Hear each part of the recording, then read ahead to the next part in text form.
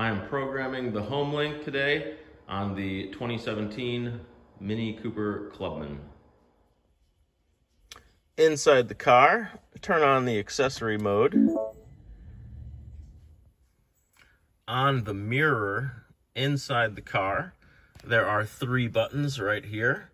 To reset the system, I am going to press and hold the first and third button for 20 seconds until the mirror LED starts blinking. Press the Learn button on the garage door opener.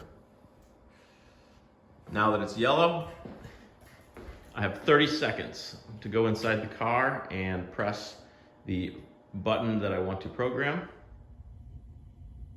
And now let's test it.